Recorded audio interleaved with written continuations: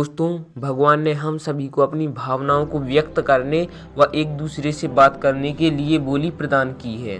संसार में कुछ ऐसे व्यक्ति होते हैं जो बहुत ही कम बोलते हैं और वही कुछ व्यक्ति ऐसे होते हैं जो बस बिना सोचे समझे ही बोलते रहते हैं। एक इंसान को इस बात का ज्ञान हमेशा होना चाहिए कि हमें कहाँ पर क्या और कितना बोलना है, कहाँ पर मौन या चुप रहना है। दोस्तों, आज इस वीडियो में हम जानेंगे कि मौन रहने के क्या फ़ायदे हैं, मौन रहने की से आपको क्या फ़ायदे हो सकते हैं। तो दोस्तों, आज की इस वीडियो में बने रहिएगा और जब आप इस कहानी में खो जाएंगे तो आपको सब्सक्राइब करने का ध्यान नहीं रहेगा, इसीलिए अभी चैनल को सब्सक्राइब कर दीजिएगा और वीडियो को लाइक। चलिए बढ़ते हैं हम अपनी कहानी पर। दोस्तों, एक बार की बात है जब किसी गुरु का एक शिष्य ज़्यादा बोलने की आदत से परेशान था। वह जब भी अपने दोस्तों से मिलता तो उन्हें अपने विचारों को बताने लगता। उससे कोई व्यक्ति पूछे या ना पूछे, वह सभी को अपने आसपास की चीज़ों के बारे में राय देने लगता था। जब भी कोई आश्रम का अन्य छात्र उससे अपनी समस्या बताने आता तो वह बिना पूरी बात सुने ही उसे अपनी राय या सलाह देने लग जाता था। उसे अपने आसपास की चीज़ों के बारे में जो भी आधा अधूरा ज्ञान था, उसे वह अपने दोस्तों के साथ बात करते समय उस ज्ञान का दिखावा करता था। उसकी इन्हीं हरकतों के कारण आश्रम का कोई भी छात्र या शिक्षक उसे गंभीरता से नहीं लेता था। उस लड़के की इन्हीं आदतों के कारण आश्रम के अन्य साथी उसका मजाक बनाते थे। दोस्तों, धीरे धीरे उस लड़के को भी समझ आने लगा कि उसकी इस ज़्यादा बोलने की आदत के कारण कोई भी अन्य छात्र उससे बात करना पसंद नहीं करता। वह स्वयं भी उसकी आदत से छुटकारा पाना चाहता था। दोस्तों, वह लड़का सोचने लगा, यदि अब मैं ज़्यादा बोलता रहूँगा तो मेरी यहाँ पर कोई इज्जत नहीं रह जाएगी। इसीलिए वह ज़्यादा बोलने की आदत से छुटकारा पाना चाहता था।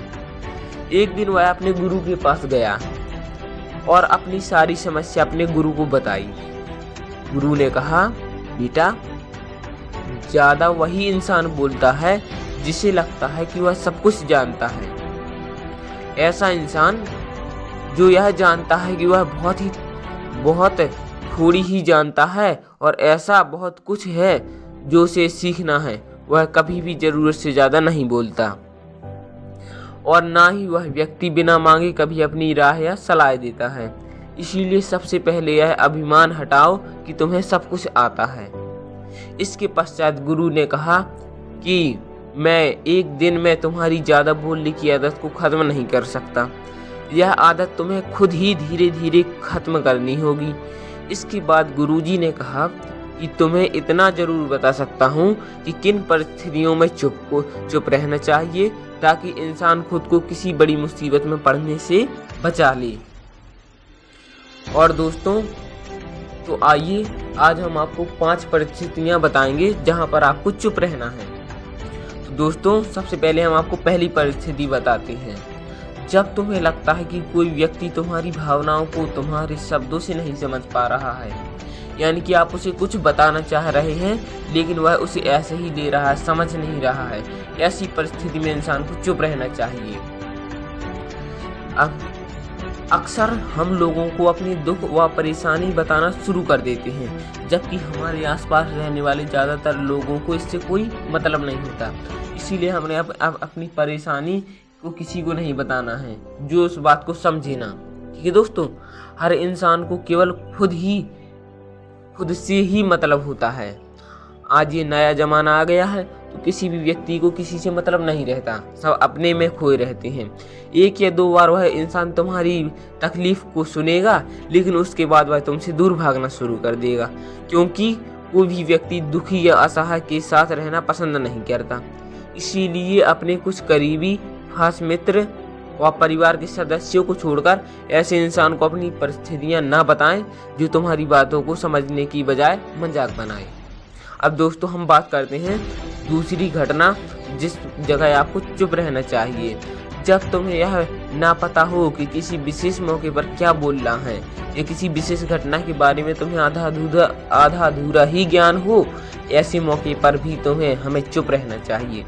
अक्सर व्यक्ति अपने आधे अधूरे ज्ञान के कारण ही हंसी का पात्र बनता है। ऐसा व्यक्ति जो गंभीरता से लेना भी पसंद नहीं करते। हमें कभी कभी आधी अधूरी इधर उधर से मिलने वाली जानकारी के आधार पर हम लोगों से अपनी बात मनवाने की कोशिश नहीं करनी चाहिए।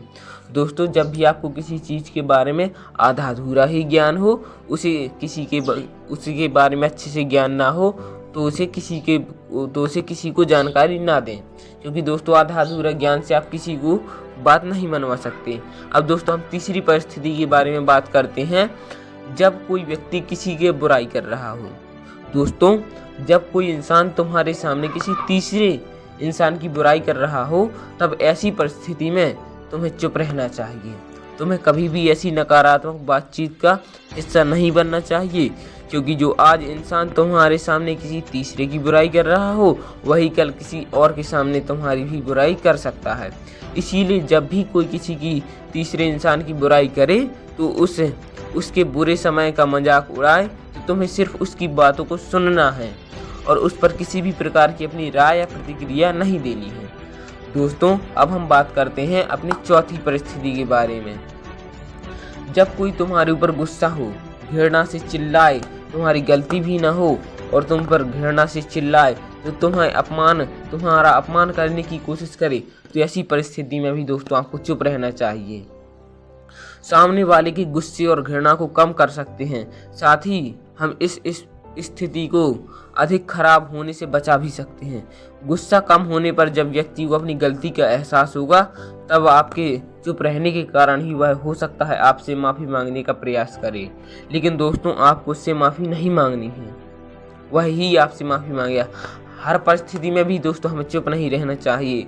यदि कोई व्यक्ति गलत कर रहा है, तो हमें चुप नहीं रहना चाहिए, क्योंकि कुछ ऐसे लोग होते हैं जो आपके चुप रहने का फ़ायदा उठाते हैं, जिन्हें आपकी चुप रहने की कमज़ोर प्रतीत होता है। आपको गुस्से के दौरान चुप रहने का यह तरीका हमारे सगे संबंधियों के लिए, हमारे परिवारजनों के लिए है, मित्रों के लिए सही है, ना कि हर किसी के लिए। दोस्तों, यदि आप हर समय चुप रहेंगे तो लोग आपका मजाक बनाते रहेंगे। इसीलिए आपको दूसरों के लिए चुप नहीं रहना है और अपना जवाब देना है। अब दोस्तों हम आखिरी और पांचवी परिस्थिति के बारे में जानते हैं, जब कोई अपना दुख या परेशानी आपको बताए। जब कोई इंसान तुमसे अपने जीवन की कोई दुख भरी घटना या परेशानी साझा कर रहा हो, ऐसी परिस्थिति में तुम्हें चुप रहकर सिर्फ उसकी बातों को सुनना चाहिए। कुछ लोग ऐसे भी होते हैं जिन्हें अपनी समस्या सुनाने पर भी तुरंत समाधान देने लगते हैं, जबकि कोई इंसान जब अपनी परेशानियां बताता है, तब वह चाहता है कि हम उसकी पूरी बात ध्यान से सुने, क्योंकि जब हम किसी की पूरी बात ध्यान से सुने लेते हैं, तो इंसान को एक आत्मिक शांति का अनुभव होता है। उसे लगता है कि कोई तो है जो मेरी बातों को ध्यान से सुनना पसंद करता है। दोस्तों, अब हम जानेंगे चुप रहने के फायदे कौन कौन से हो सकते हैं। दोस्तों, चुप या मौन रहने से इंसान का व्यक्तित्व गंभीर व समझदार प्रतीत होता है। दोस्तों, जैसे अभी एल्विस यादव जी ट्रेंड में चल रहे हैं, तो उनकी इसी प्रवृत्ति के कारण ही वह इतने ज़्यादा फेमस और लोग उन्हें पसंद कर रहे हैं, क्योंकि दोस्तों वह अधिक नहीं बोलते, यानी कि सीमा से अधिक नहीं बोलते, जितना बोलना है उतना ही बोलते। तो दोस्तों, आपको इससे व्यक्तित्व और गंभीरता से समझदार प्रतीत होंगे। जब दोस्तों हम कम बोलते हैं, तो लोग हमारी तरफ ज़्यादा आकर्षित होते हैं। दोस्तों, आप एल्विस यादव जी का उदाहरण ले सकते हैं, जिस प्रकार से वहाँ पर दोस्तों बिग बॉस OTT में उनसे मिलने कौन आया था। दोस्तों, वहाँ पर कई लोग आए थे और वो एल्विस यादव जी को ही बहुत पसंद कर रहे थे, क्योंकि वह दोस्तों बिना वजह कुछ भी नहीं बोलते थे, जिसकी वजह से लोग उनकी ओर आकर्षित हो रहे थे। दोस्तों, उर्फी जावेद भी उनकी तरफ कितने ज़्यादा आकर्षित हो रही थी, क्योंकि वह चुप रह रहे थे। चुप रहने की प्रवृत्ति की वजह से ही उन्हें आज लाखों लोग पसंद करते हैं। दोस्तों, कम बोलने वाले व्यक्ति को लोग और अधिक जानना चाहते हैं कि वह कौन है, वह क्या सोचता है। दोस्तों, हमने एल्विस यादव जी का उदाहरण दे सकता है। यह गुण सब उनके बारे में पाए जाते हैं। दोस्तों, एल्विस यादव में सम्मिलित हैं। दोस्तों, वह चुप रहते हैं, तो दोस्तों लोग उन्हें जानना चाहते हैं, उनके विचारों को सुनना चाहते हैं कि वह क्या है। तो दोस्तों, आपको हमेशा चुप रहना चाहिए, जिससे कि आपको भी लोग इसी प्रकार पसंद करें।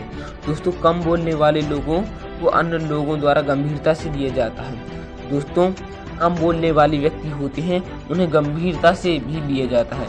जिस प्रकार से दोस्तों अभी सलमान खान की एल्विस यादव की आर्मी ने क्या वार्डर लगाई, क्योंकि दोस्तों वह कम बोलते हैं, जिसकी वजह से सलमान खान को भी उनके सामने झुकना पड़ा। दोस्तों आपको भी कम बोलना है, जिससे कि अच्छे से अच्छा व्यक्ति आपके सामने झुक जाएगा।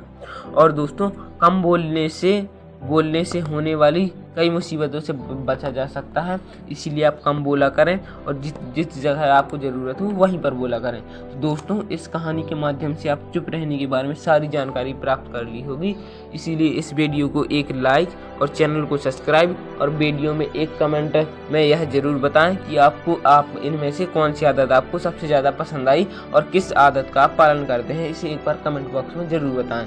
यदि आपने पूरी कहानी सुनी होगी तो आपके अंदर कुछ ना कुछ परिवर्तन जरूर आएगा। धन्यवाद।